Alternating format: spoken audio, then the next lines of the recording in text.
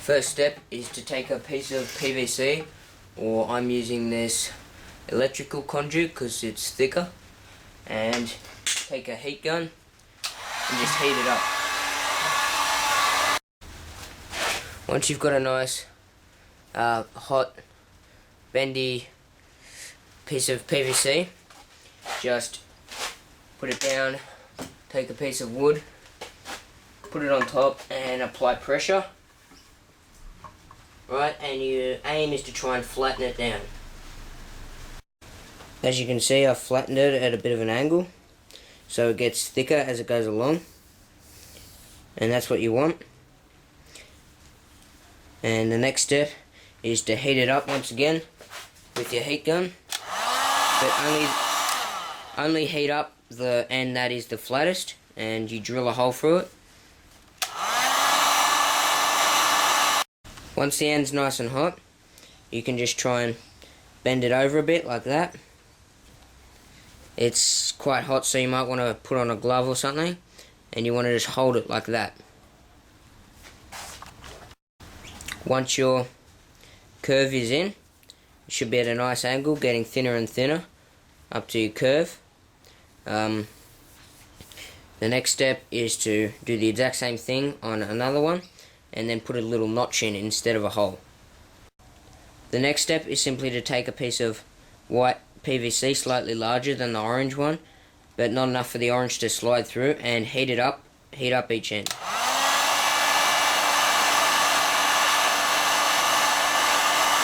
Once you've heated it up nicely, it's nice and squishy, simply take your limb, pop it in, and just push it down about halfway along the tube.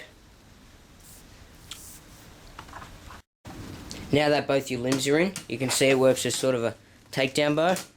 You can pull that out, and then it goes down to about that size, which is quite a good size. Right, and just sits in nicely like that. Your completed bow should look something like this, and I've just attach an arrow rest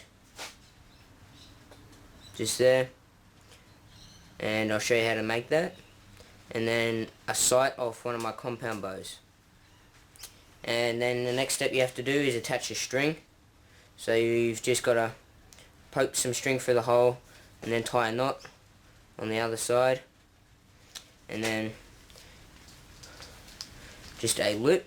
You've got your notch there and you need a loop. Right, and once you bend that down,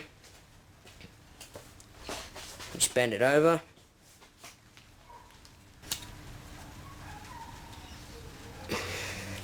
get your loop on, and now you've got your bow strung. To make your arrow rest, the first step is to cut a little bit of PVC off some PVC, and then you just need to heat it up and bend it to a right angle. Okay, so I've heated it up, bent it to a right angle, and then just simply duct taped it straight onto the side of the bow. And with the sight, I just glued that on.